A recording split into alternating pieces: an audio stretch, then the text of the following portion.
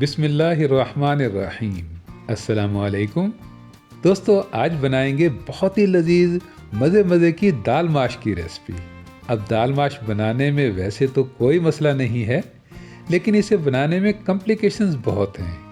एक तो इसे बनाने में टाइम बहुत लगता है, फ्राई करना होता है इसे, और अगर इसे तड़का ना लगाएं तो ये गुड लुकिंग नहीं दिखती है। लेकिन दोस्तों, मैंने जो दाल माश की रेसिपी बनाई है उसमें ऐसा कोई झंझट नहीं है। न तड़का न फ्राई, कुछ भी नहीं करना है। बस एक सिंपल सी सादा सी टेक्निक से इन सब चीज़ों के बगैर ही लजीज तरीन दाल माश बन जाएगी। तो चलिए फिर शुरू करते हैं। दोस्तों, अब यहाँ पर ये मैंने 250 ग्राम के लगभग में दाल माश ली है, और दिखने में तो ये बिल्कुल साफ़ सुथरी नज़र आ रही है। लेकिन जैसे ही इसको हम पानी में डालेंगे, थोड़ा सा हिलाएं जुलाएंगे, तो पानी जो है ये गदला गदला सा होने लग जाएगा। फिर ज़रा जब अच्छे से मसलेंगे, थोड़ा सा पानी के साथ में रब करेंगे, तो पानी इस तरह से क्लाउडी सा हो जाएगा। तो इसका मतलब ये है कि दाल में एक सफ़ेद किस्म का पाउडर सा होता है, डस्ट मट्टी वगैरह भी होती है। तो इसे हमें बहुत अच्छे से पानी के साथ में धो लेना चाहिए, और अच्छे से धोने के बाद ही इसमें साफ़ पानी डालकर इसे रेस्ट देना चाहिए, कम से कम घंटा भर के लिए।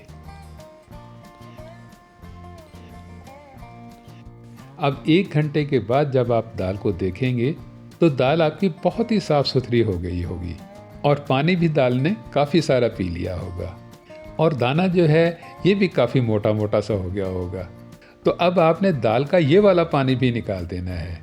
ये भी थोड़ा मैला मैला सा दिख रहा है, और इसके बाद ही इसे बॉईल करने के लिए आपने पानी को गर्म करना है, और गर्म पानी में पहले आपने 1 चम्मच भर के नमक भी डाल देना है, और साथ में ही आपने आधा चम्मच इसमें हल्दी का भी डाल देना है।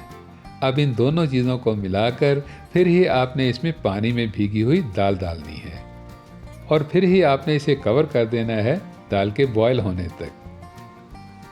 अब जब थोड़ी देर बाद पानी में उबाल आएगा तो आप देखेंगे कि दाल के ऊपर झाग सी आ रही है। तो इस झाग को आपने उतार देना है। दाल माश में दोस्तों स्टार्च काफ़ी ज़्यादा होता है, काफ़ी सारा नशास्ता होता है इसमें। तो अगर आप इस झाग को उतारेंगे नहीं तो ये झाग जो है ये दाल के साथ में ही पक जाएगी, और फिर दाल आपकी चिपकी सी बनेगी। तो ये छोटा सा काम करके आपने इसको दोबारा से हाफ कवर कर देना है, ताकि स्टीम इसमें से पास होती रहे। उसके बाद में आपने 2 टमाटरों को कट करना है, और टमाटरों को कट करने में कोई ज़्यादा मेहनत नहीं करनी है। बस सेंटर से अलग करके आपने इसके 4-4, 6-6 पीस कर लेने हैं। बस मोटा सा ही कट करना है, और उसके बाद में आपने इनको मिक्सी की डब्बी में डालकर इनका आपने टमाटो पेस्ट बना लेना है। और इस काम में आपको दोस्तों सिर्फ 1-2 मिनट ही लगेंगे। इसके बाद में हरी मिर्चों को कट करना है, और हरी मिर्चों को कट करने में कोई स्पेशल तरीका नहीं, और ना ही किसी ख़ास टेक्निक की ज़रूरत है। बस जिस तरीके से आप रूटीन में इनको कट करते हैं बिल्कुल वैसे ही कट कर लीजिएगा। हाँ, अदरक की आपने बिल्कुल पतली सी और बारीक सी काशें बनानी है। इसे जूलियन कट में कट कर लीजिएगा, और ये एंड पर गार्निशिंग के काम में आएगा। अब इतनी देर के बाद में जब आप दाल माश को देखेंगे तो दाल माश आपकी परफेक्टली पक चुकी होगी। दाल का दाना जो है ये अंदर तक से बहुत ही नरम और सॉफ्ट बन चुका होगा। तो अब आपने दाल को किसी भी स्ट्रेनर से निकालकर इसके ऊपर काफ़ी सारा पानी बहाना है, और फिर ही इसको स्ट्रेनर के अंदर ही आपने फैला कर रख देना है, ताकि दाल को बहुत अच्छे से हवा भी लग जाए और दाल का दाना भी अलग अलग हो जाए। इस तरीके से बॉयल करने से दोस्तों दाल आपकी 90% तक कुक हो जाएगी। अब 100% कुक करने के लिए आपने बाकी का इसको मसाले में पकाना है, और मसाला बनाने के लिए आपने हाफ कप के करीब में ऑयल लेना है। घी लेना चाहें तो घी भी ले सकते हैं। घी में भी दाल माश बहुत अच्छे से बनती है।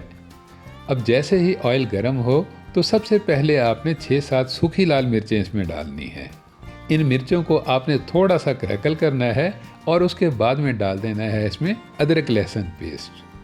अब अदरक लहसुन पेस्ट में दोनों चीज़ें ही कच्ची होती हैं, और अदरक के फ्लेवर का तो खैर कोई मसला नहीं है, लेकिन लहसुन के कच्चेपन की अगर स्मेल आने लग जाए तो पूरी रेसिपी बेकार हो जाती है। तो इसलिए आपने अदरक लहसुन पेस्ट को बहुत अच्छे से फ्राई कर लेना है और उसके बाद में डालना है आपने इसमें टमाटो पेस्ट। अब ये तो आपको पता ही है कि टमाटरों में काफ़ी रस होता है, काफ़ी सारा पानी होता है और इस रस में हल्की सी खटास भी होती है। तो इसलिए मैंने यहाँ पर 2 टमाटर यूज़ किए हैं ताकि हमें यहाँ पर दही डालने की ज़रूरत ही न रहे। अब टमाटरों के रस को हमने सुखाना तो है ही नहीं, बल्कि टमाटरों के रस में ही डाल देनी है स्पाइसेस। और स्पाइसेस में आपने लाल मिर्च पाउडर नहीं डालना है, बल्कि दोस्तों यहाँ पर आपने डालनी है कुटी लाल मिर्च 1 टेबलस्पून और हाफ टेबल स्पून आपने कश्मीरी लाल मिर्च डालनी है। कुटी लाल मिर्च यहाँ पर तीखापन देगी और कश्मीरी लाल मिर्च अपना थोड़ा सा रेडिश कलर देगी। और दोस्तों ये दोनों स्पाइसेस जो हैं ये बहुत ही ज़्यादा खुशबूदार होती हैं। अब इनके साथ साथ में ही आपने 1/4 टेबल स्पून हल्दी पाउडर डाल देना है। अब जैसे ही आप इन स्पाइसेस को मिलाएंगे, बहुत अच्छे से मिक्स करेंगे, तो मसाले का टेक्सचर बहुत ही शानदार बन जाएगा। इसके बाद में डालना है आपने 1 टेबल स्पून नमक और नमक को मिलाकर थोड़ा सा स्टर करके आपने इनको ढककर पकाना है कम से कम 2 से 3 मिनट के लिए। और 2-3 मिनट के बाद में दोस्तों जब आप ओपन करके देखेंगे तो मसाला आपका ऐसा शानदार बन चुका होगा कि चिकनाई सेपरेट हो चुकी होगी और तरी अलग हो रही होगी और मसाले के साथ में तरी बिल्कुल अलग दिख रही होगी। तो अब आपने इस गुड लुकिंग वाले मसाले में डाल देनी है बॉयल की हुई दाल माश। अब दोस्तों दाल माश आपकी बहुत अच्छे से पकी हुई है, पानी भी इसमें बहुत सारा गया हुआ है, तो अब ये मसाले को पिएगी नहीं। तो इसलिए अब आपने दाल माश को बहुत अच्छे से मसाले के साथ में मिलाकर बहुत अच्छे से मिक्स करके इसको कवर कर देना है थोड़ी देर के लिए। और अब 3 से 4 मिनट के बाद में जब आप देखेंगे तो दाल माश के ऊपर आपको तरी नज़र आ रही होगी। दोस्तों दाल माश को अलग फ्राई करने से और मसाले को बहुत अच्छे तरीके से बनाने से दाल आपकी कभी भी मसाले को पिएगी नहीं। अब आपने यहाँ पर बिल्कुल थोड़ा सा पानी लगाना है, ऐसे हाफ कप के करीब करीब में। अब इसको थोड़ा सा ओपन कुक करके थोड़ा सा पकाकर आपने इसमें डालने हैं एंड के मसाले। और एंड के मसालों के लिए 1 टीस्पून आप इसमें काली मिर्च पाउडर डाल लीजिएगा, 1 टीस्पून भुना कुटा ज़ीरा और 1 टीस्पून ही आप गरम मसाला पाउडर शामिल कर लीजिएगा। अब ये पाउडर फार्म के खुशबू वाले मसाले डालकर आपने इन मसालों को बहुत अच्छे से दाल के साथ में मिलाना है, बहुत अच्छे से पका लेना है। और उसके बाद में डालनी है आपने इसमें कट की हुई हरी मिर्चें, साबुत मिर्चें और फ्रेशली सा हरा हरा धनिया। और उसके बाद में दोस्तों मसालों की खुशबू को लाग करने के लिए आपने एंड पर डालनी है कसूरी मेथी। और कसूरी मेथी को दोस्तों आप दोनों हाथों से क्रश करके ही डालिएगा। अब कसूरी मेथी डालने के बाद दोस्तों ना तो आपने कोई स्पाइसेस डालनी हैं और ना ही आपने कोई पाउडर फार्म के मसाले शामिल करने हैं, बल्कि आपने दाल को ढककर बस 1-2 मिनट के लिए इसे पकाना है।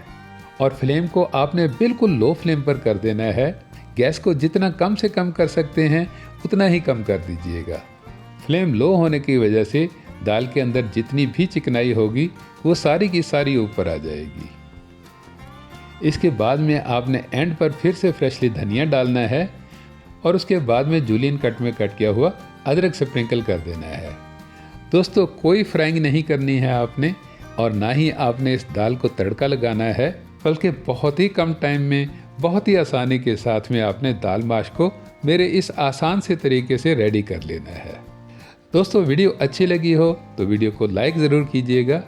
मिलते हैं नेक्स्ट वीडियो में, तब तक के लिए अल्लाह हाफिज़।